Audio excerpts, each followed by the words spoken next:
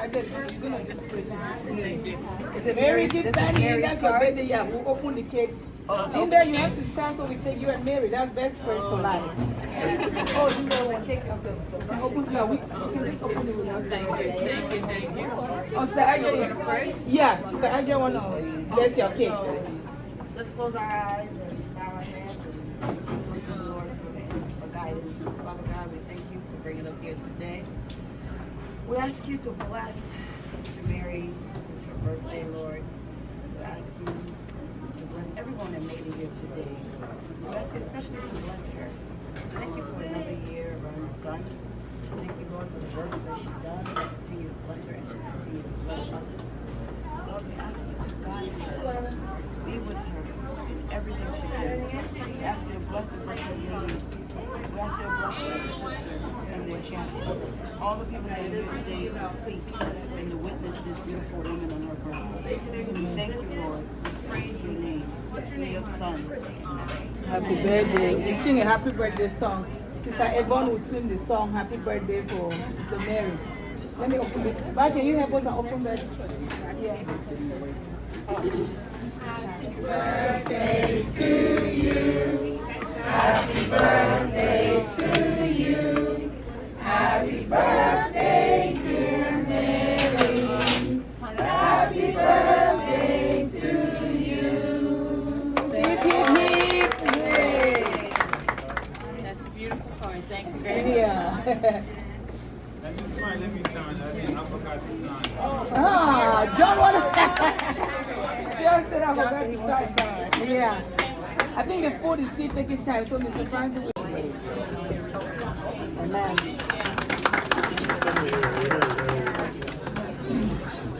Here we have another check. It's a community person. We don't understand what happened, so Monte is not around, so we'll take the check back to the bank. And during our end of year, we're going to issue it to him because he called the other time and we know there's a crisis going on too. So this is the only thing we can do by writing him a check so he can at least pay some bills and make ends meet. So we'll keep the check in the bank. What you can do, Sarah, can you just write it down? So we just know that one how to get it. The other way too should have it. Everybody wants to know. I got a big question. I have a question regarding the voucher that you give people when they want to catch the bus and stuff. Is it a bus ticket or? Well, that would be something. Yeah, bus ticket. We can ask the county. That's what she said. Yes, the county gives you a number, and then you gotta give them that number for them to come and pick you up for the Uber. I know that from experience. Perfect. I That don't one know is the about the one that are bus. going to the work, but bus, I know they have bus ticket because I remember when we first came to Sister County, a lot of people were using it to catch bus. So we'll talk about, I think the social department or what it's called?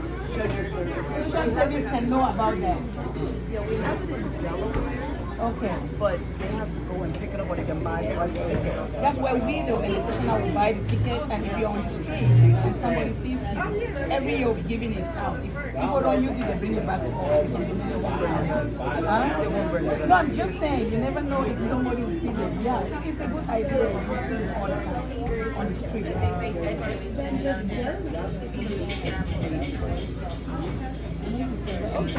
So those ideas have been added today to our Virtous gift distribution card. So when you give gift distribution card, that's when we're gonna all brainstorm how to do a fundraiser. Because the fundraiser that we are doing for this organization under this platform is only about mental health. To solve the problem. It's not about Virtous helping the orphans, they have their budget, all other things. The main thing that we are calling upon the county and this group to give us advice how to raise funds is mental health. You can have like a dinner, and at that dinner have something where you donate something. I have a house. My house is finished. I'll write your name and then we'll call you for that. Finished it. That's why I was going for almost So a year. Mary, do you have any advice on how we can raise funds to at least boost all the mental crisis? That's what I was going to say. Okay, same thing. Okay. Same thing. Yeah, that'll be nice. Other than that, Linda and I were talking about some of the stores will let you go out and do like bake sales at holiday time. People like to pick things up instead of having to do it themselves. And you can do things like that. Okay, perfect. So I'll grab ideas from you and from him. Then we'll print it out together. Publicity sector will print it and then we'll add it on our gift card. So any other idea on how we can raise funds for yeah, The same thing? for the mental health crisis that we already talk about the prayers, recovery, and the other sort of things. So prayers are, we know we've got it. We talk about the voucher and everything. Now we're talking about how to raise funds. The Virtous really have an end of year annual event coming up on 10th of December, and we are going to raise funds there. Most especially for things in America and for our sister Prudencia, they've got a project. Sister Prudencia, we want you to at least stand where everybody can see. She's actually a speaker.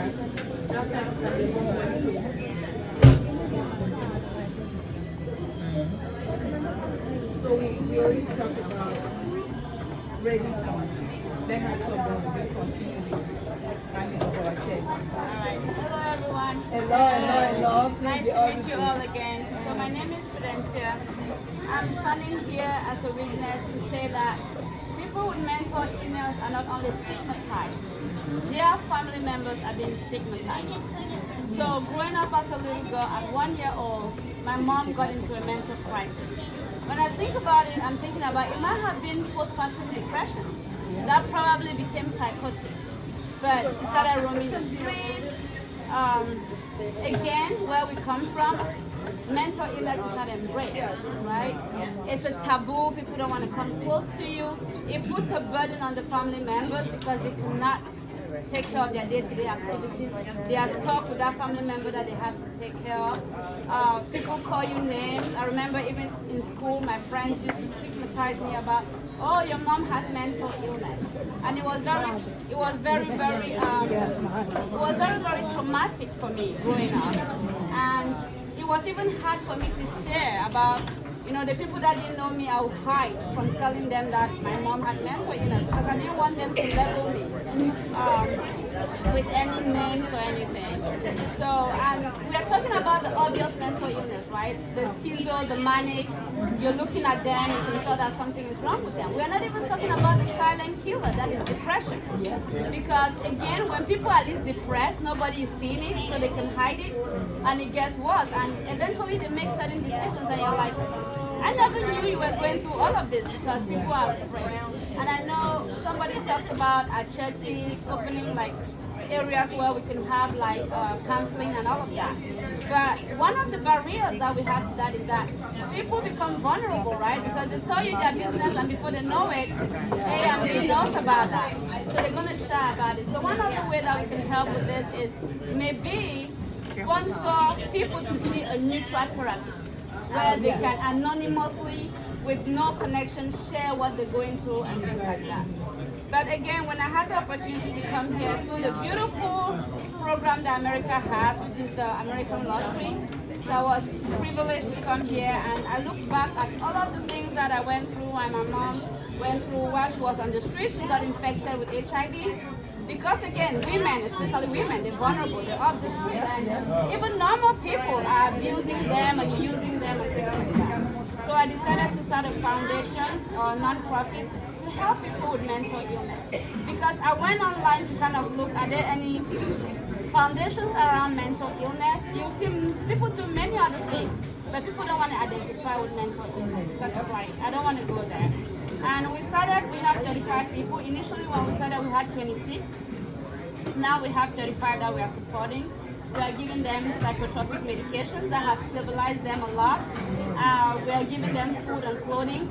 We have a couple of them that are a little bit in a critical situation where they have to have a caregiver. And we are struggling with that because even family members don't want to be available to take care of them. So we have to kind of find some funding to sponsor caregivers to be able to take care of them. It's hard. In the whole of Cameroon, we have one psychiatrist. So the people that even prescribe are not psychiatrists, they are nurses that have had some kind of mental training. And it's a big issue because we are having people on Stenobac and all of those medications that have big side effects at our own risk. But you know, families are open to that because at least it stabilizes them. Then when they are calm, they can help, or at least it allows those caregivers to be able to take care of themselves. So we did a short gardening project last 3 months. So we're teaching them how to grow their own crops and do other things. And now we are looking into a course because a lot of them have, and I think that would be kind of therapeutic for them because getting up in the morning and being able to take care of the trees and grow them, and you help them economically because now we are self-sponsoring for medications and everything, and it's kind of hard. And it means that it's going to be hard for us to have fun if we don't make them sustainable.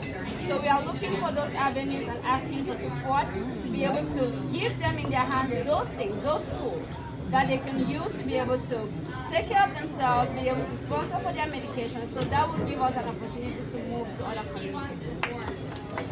So thank you so much. Try to articulate this information as clearly as possible. Before I do that, I just wanted to identify some of the things that are going on in our community irrespectively. Because I've heard a lot of things and it all falls on one thing, and that is mental health. So I'm going to term this presentation mental health and money, okay?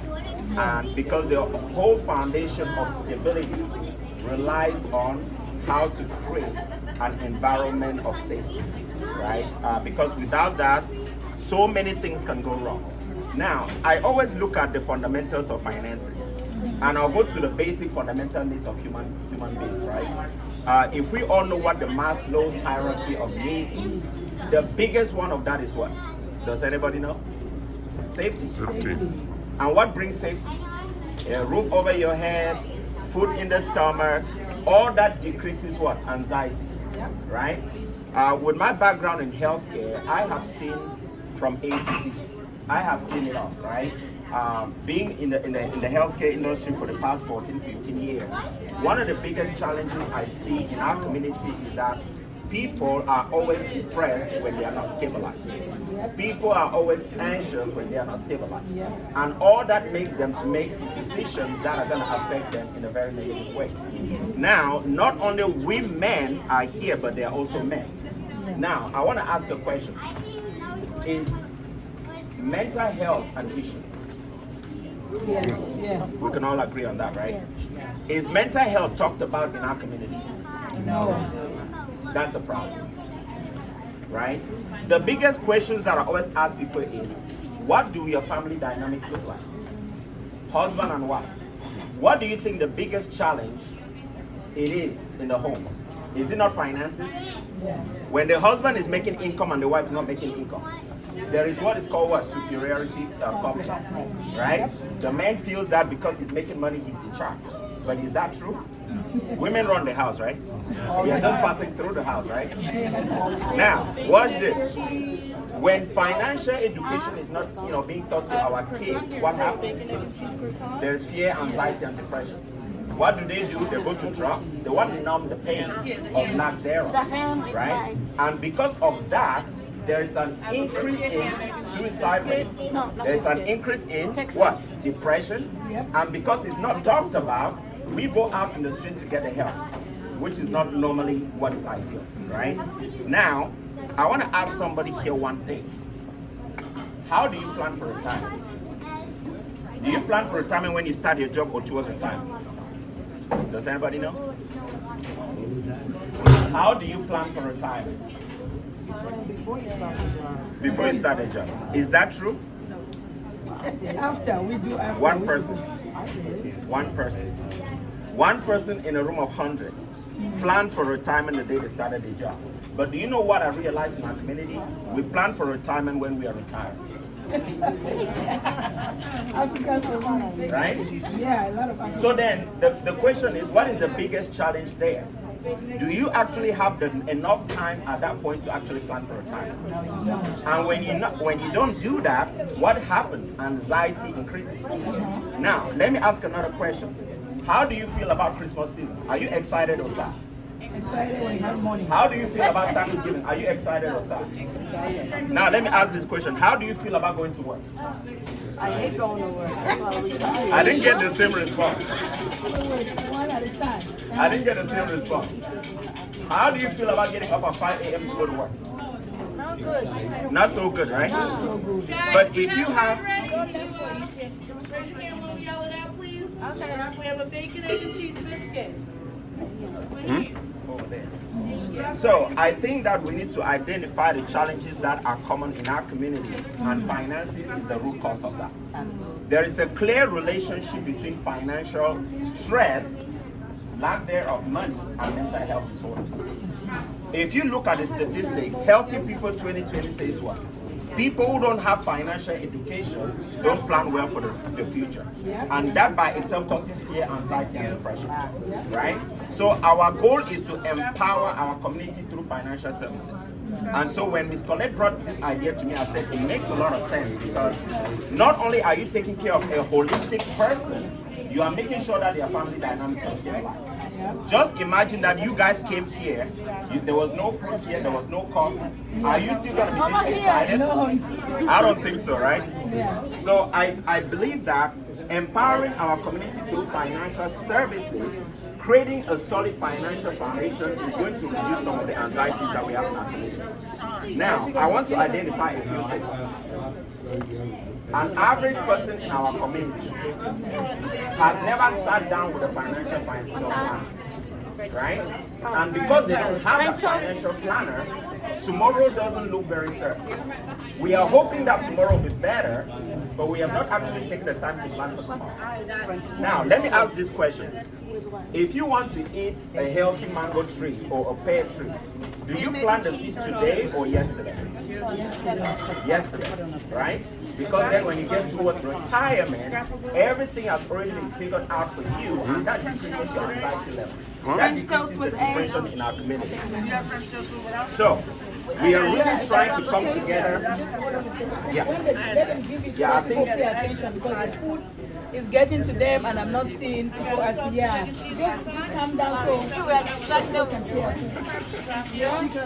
I don't want any distraction. I think it'll be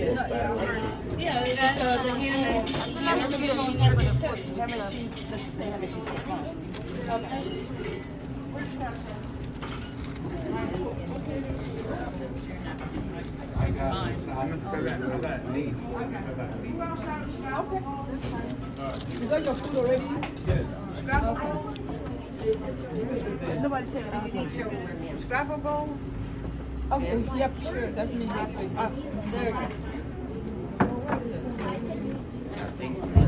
Okay, if you guys done so that they can, I know with your mouth moving, you can still listen, right? I think so.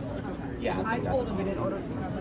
Thank you so much. You got the number, I think, Jessica, you put your number there, or so, I put your number. Where is the, is the list going around? I was just trying for some people to put their numbers. The list of all the names. Okay.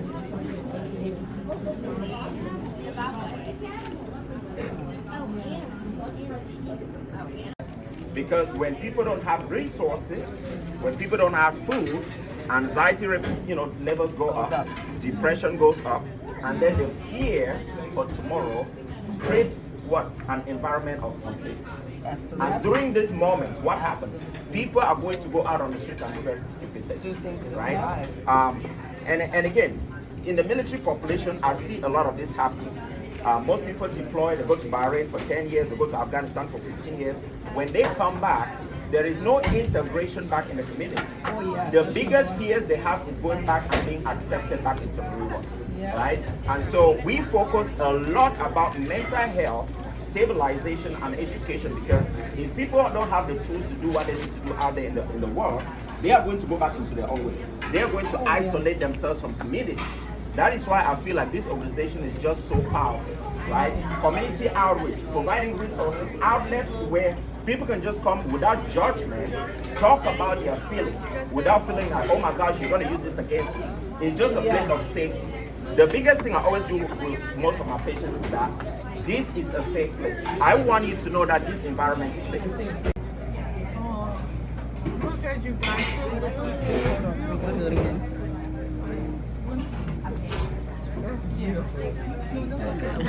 to Africa. Ladies, please, let's we'll do all the pictures, Mama Rose, after the eating.